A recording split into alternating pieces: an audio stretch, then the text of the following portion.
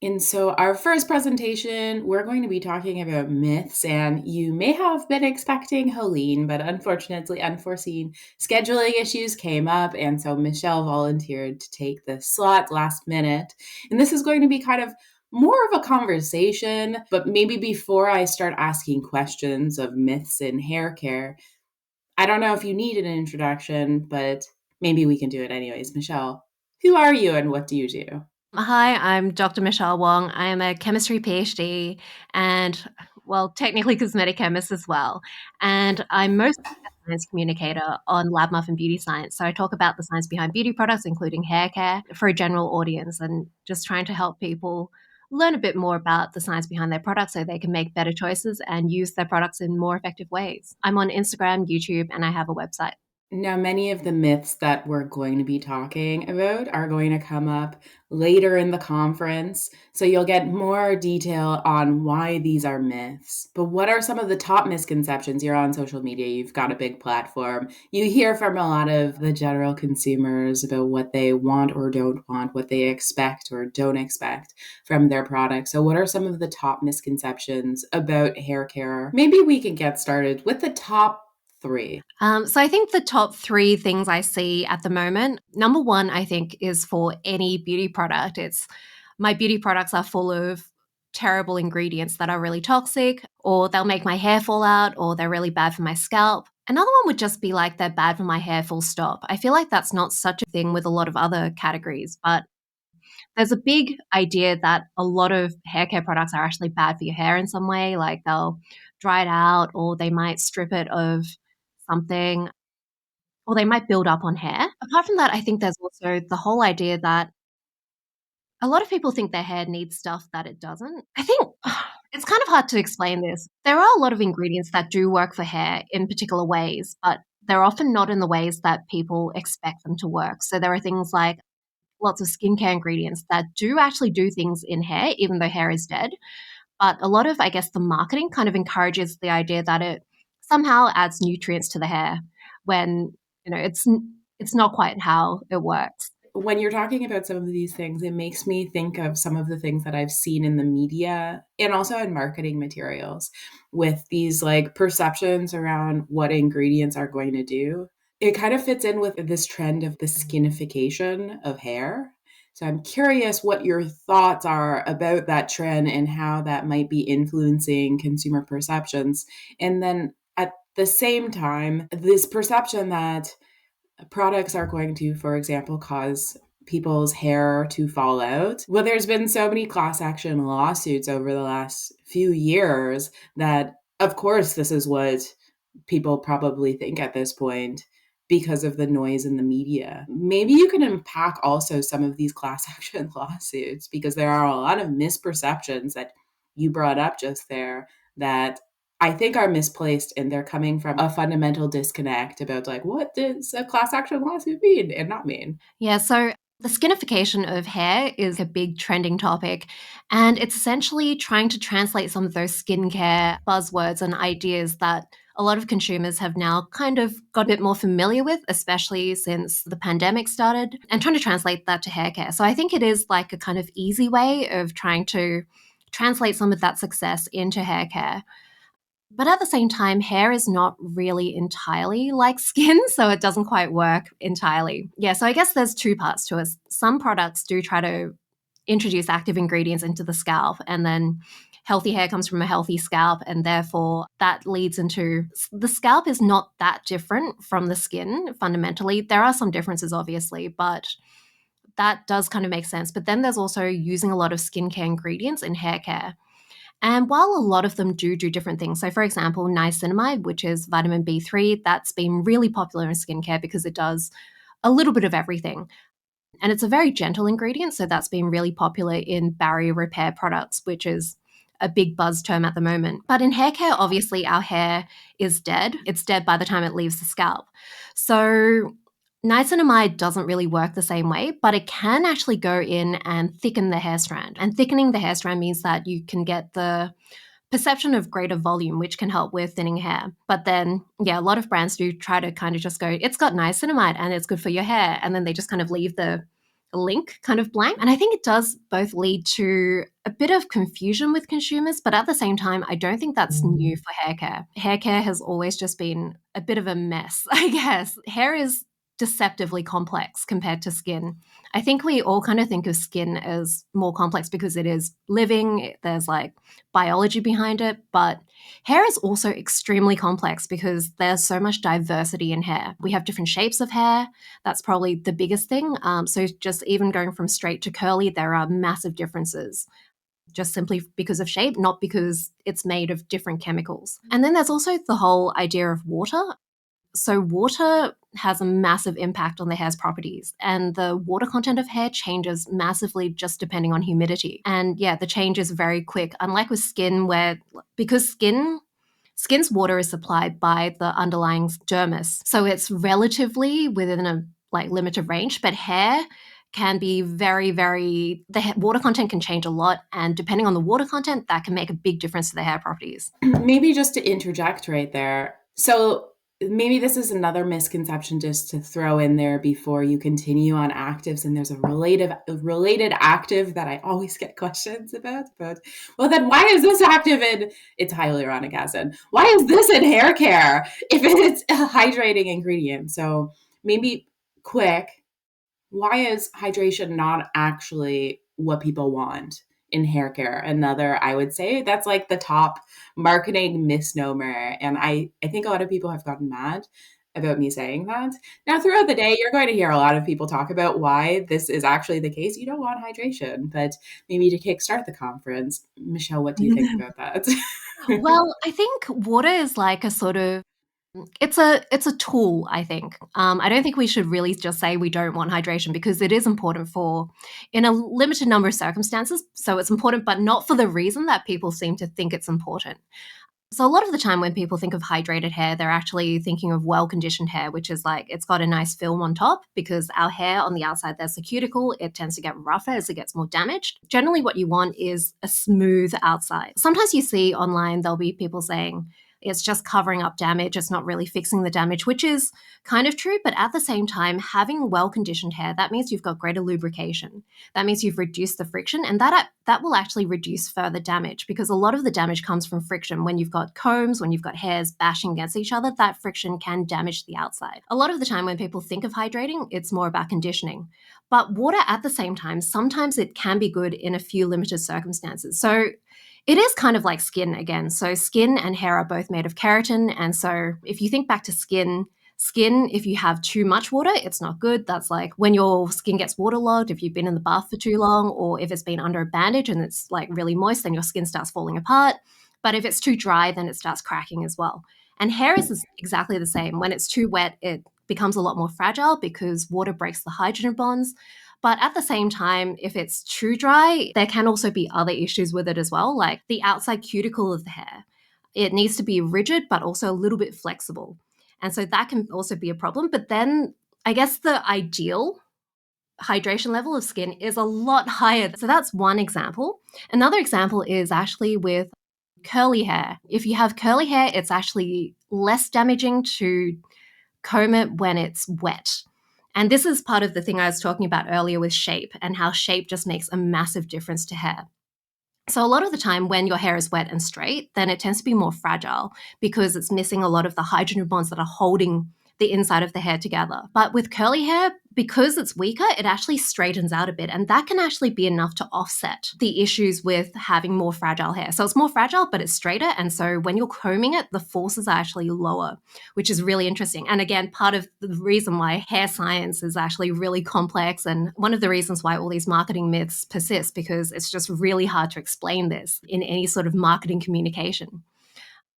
Another thing that water is good for is getting things into the hair. So, for example, if you're dyeing your hair or bleaching your hair, it will be done wet because, again, it loosens up the structure of the hair so things can go in deeper. But most of the time, when consumers are saying hydrated, what they mean is well conditioned. And interestingly, hyaluronic acid is actually something that conditions hair really well. It forms a film on the outside. But I think a lot of the reason why it ends up being pushed in the marketing is because it is like people are familiar with the idea that it hydrates hair.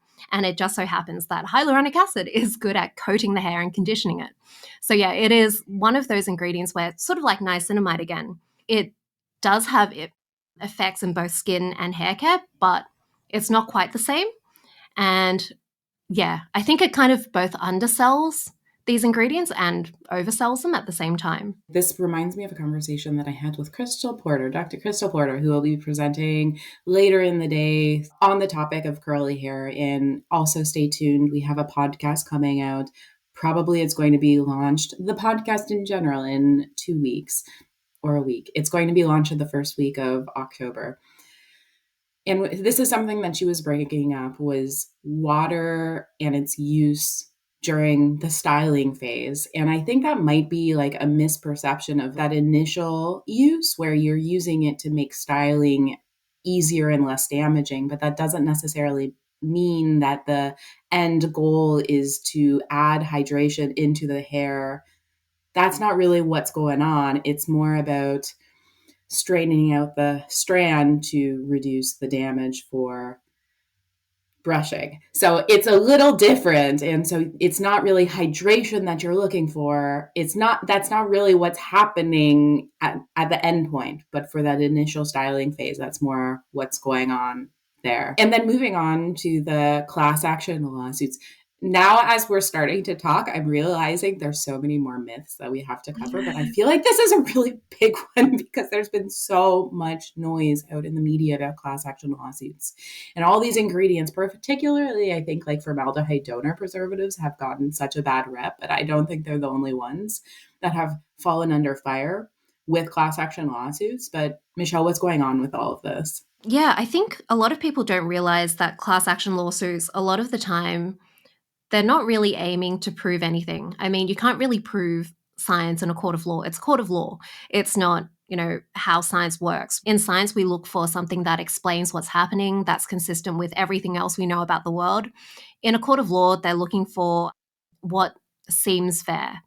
And a lot of the time, that is not what's also scientifically correct because judges and juries aren't scientific experts. They don't really know how to assess the science properly. And if you've ever watched true crime of any sort, you'll know there's a lot of miscarriages of justice within courts. So, same thing with class action lawsuits. So, a lot of the time with class action lawsuits, it seems like with the formaldehyde donors, they are legitimate allergens for a lot of people, or not a lot of people, a small minority of people, but they are relatively allergenic in terms of compared to every other ingredient in cosmetics.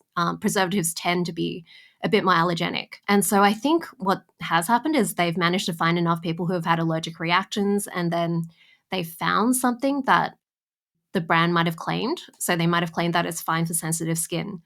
And they've managed to argue that that was misleading. A lot of the time, the brand will decide to settle rather than go through the whole process of the lawsuit. But yeah, either way, each person ends up getting, I don't know, $10 or something out of it, but the lawyers get a lot of money out of it. And a lot of the time, the lawyers will purposely look for people and put out feelers for people who want to join the class action lawsuit.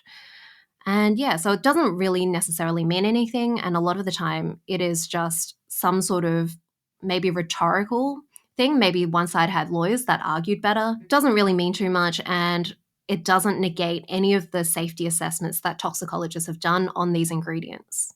And I would just maybe add to that, like just because somebody wins a class action lawsuit, unfortunately for the brands, doesn't necessarily mean the brands are at fault. It might mean that there is a better lawyer for the class action lawsuit. And like, once people are afraid, then like it's kind of out there, and jurors are just like regular people. They're not necessarily scientists. So when they've been told a good story, they might believe it. Not to say that there's some class action lawsuits that are right, but there's a lot of misplaced class action lawsuits, and more it seems like the cosmetics industry is a target for class action lawsuits.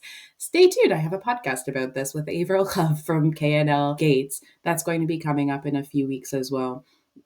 But it also makes me think about now from these class action lawsuits, a lot of the fear mongering about formaldehyde donor preservatives as if they are just straight up formaldehyde. And, that's another misconception. It's not. But we're starting to run low on time, so we'll just move on because now we're starting to get into like general cosmetic chemistry misconceptions instead of just straight up hair care misconception. So maybe moving on to another misconception.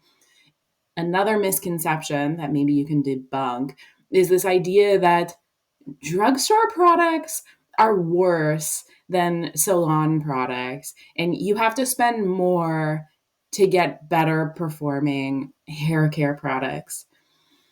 Can you unpack that? I can try.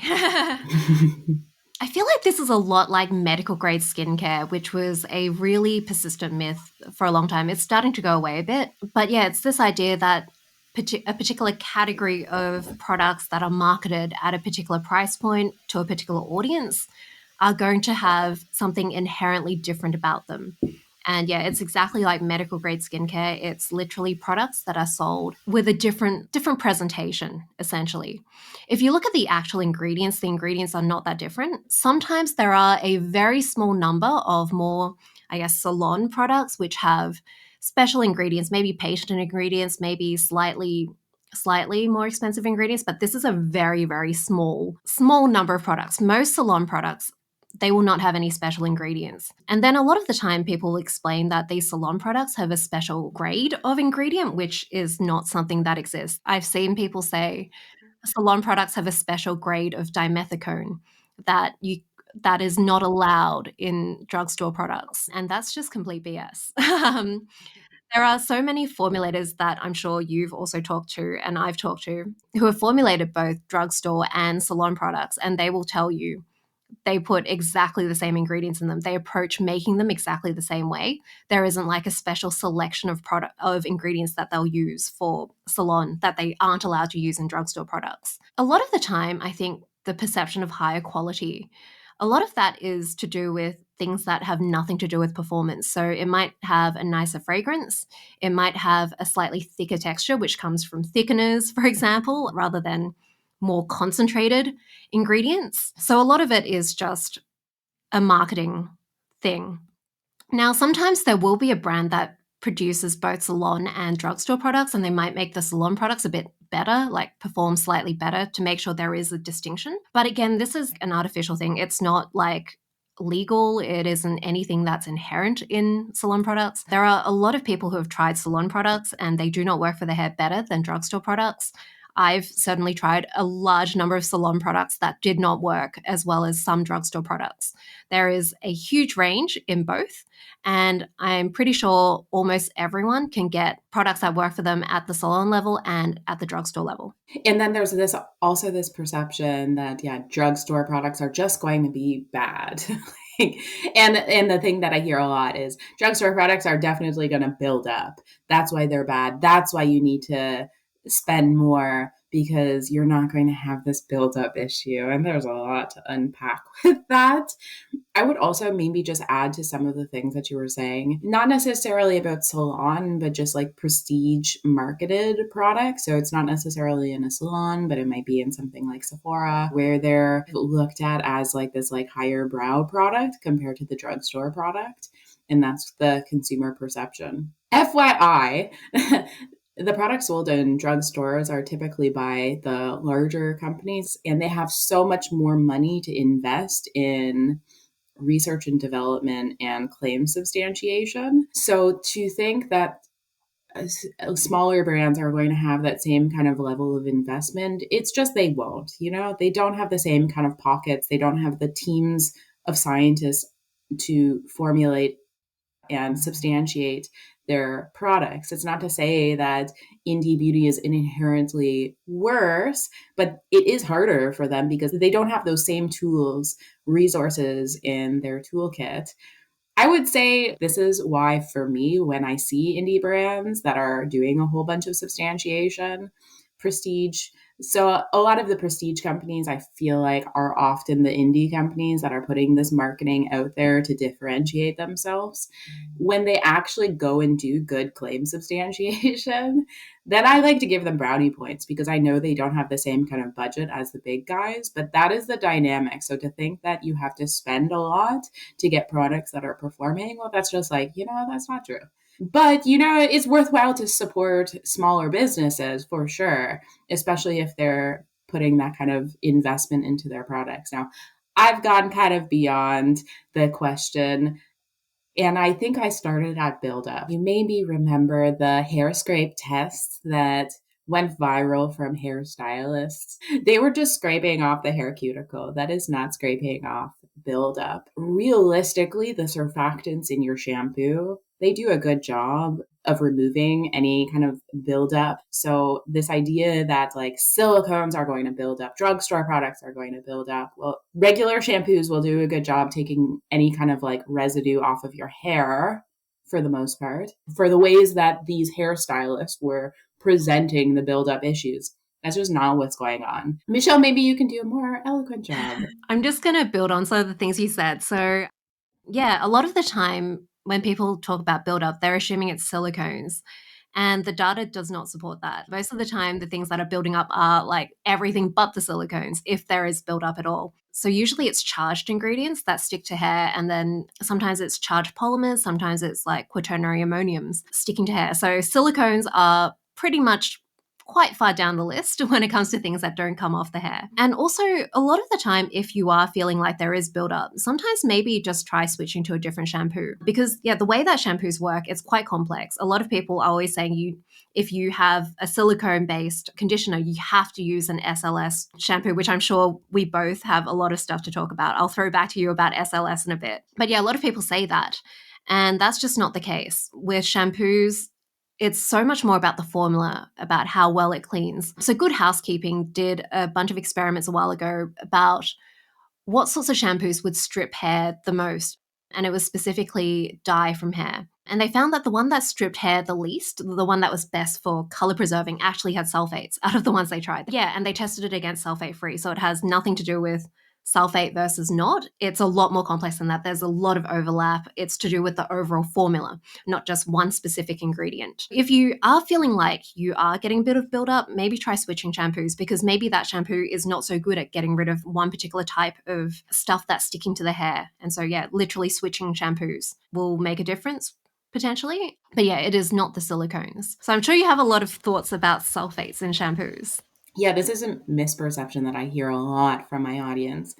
Anytime I bring up SLS, I always have comments that it's going to dry out my hair. This is what I notice. It causes my hair to be frizzy, but dry out my hair. Well, now we've kind of unpacked the misconceptions around hydration. So, like, is it really drying out your hair? Is that what's happening?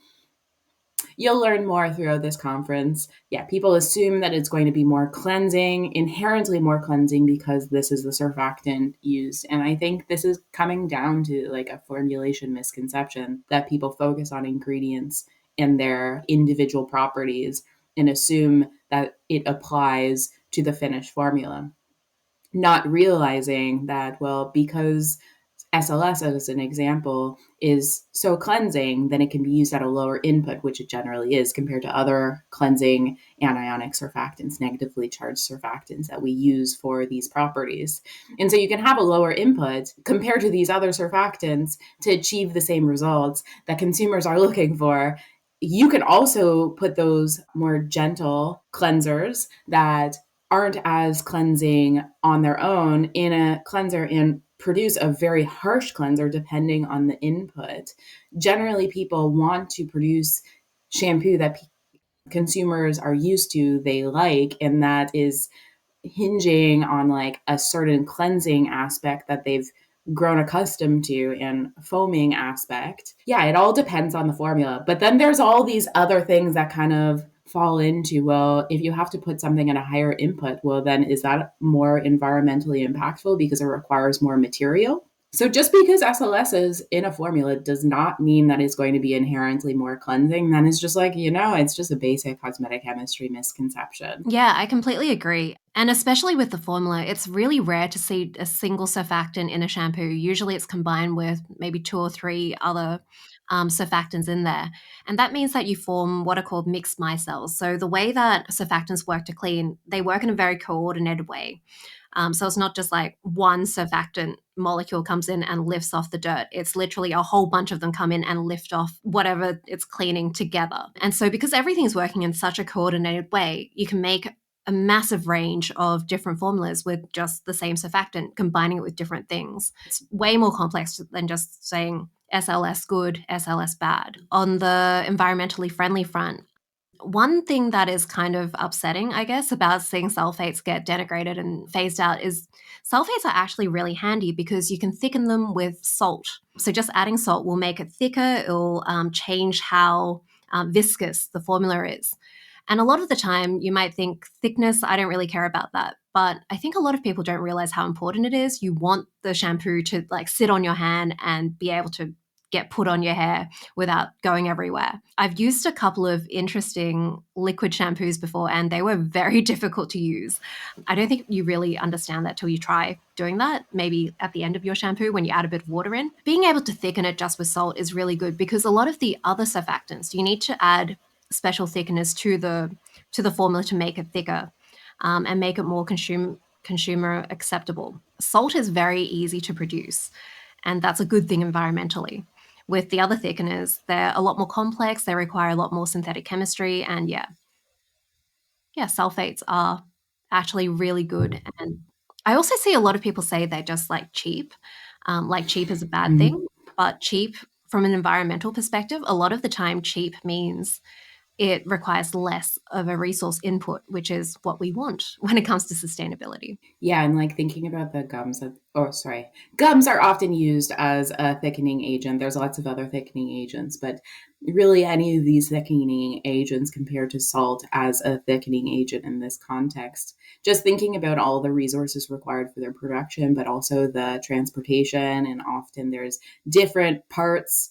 And so it's not produced in this like continuous way. That's all adding to the impacts of the alternative surfactants. Not that they're inherently bad, but it's just really, really annoying. Some of the misconceptions, especially from the environmental impact front, because it's cheaper, therefore it's inferior, therefore it's less environmentally friendly. And that just couldn't be so much further from the truth because SLS is produced in a continuous fashion that doesn't require all these different batches. And so that just drives up the environmental impact, and also because of the resources required drives up the cost points. It's just false. There's one more misconception that we should really cover because it's so pronounced in the public sphere. We've kind of been talking around it, but maybe we can address it directly. This idea that silicones are bad for your hair.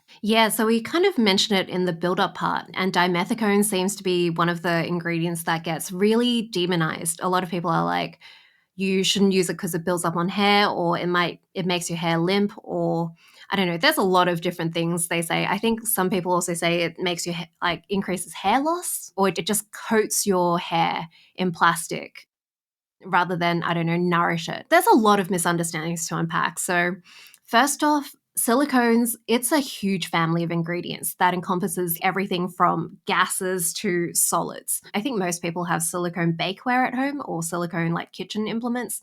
So that is silicone. You also have things like cyclic silicones, which are very volatile. That means after you put them on your hair, they will evaporate into the air. So they literally cannot build up because they will just disappear, or they'll evaporate rather. Before I go into the depths of dimethicone, we also have charged silicones. So one ingredient that I love because I have extremely chemically treated hair is amodimethicone. It's a charged silicone and it behaves on hair completely differently from dimethicone. When I first bleached my hair, I found that dimethicone did nothing because when your hair is bleached or bleached as intensely as mine went all the way from black to white, and then I added purple on top, but underneath this is white. When your hair is bleached, it becomes a lot more water loving, becomes a lot more polar.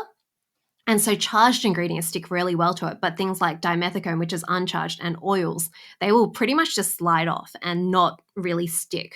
And so your hair just ends up feeling like straw. And so, yeah, it feels like dimethicone does nothing, which is true. But then amodimethicone is fantastic. So personal experience sort of test there. But then even within dimethicone, which is one of the more common ingredient names you'll see in conditioner lists, Even that is a huge range. I think a lot of people assume dimethicone is just the one ingredient. It's actually pretty much anything with like a particular group, and then there's like lots of units of that group. A dimethicone chain can be a particular length, or it could be like 10 times the length, and it would still be called dimethicone.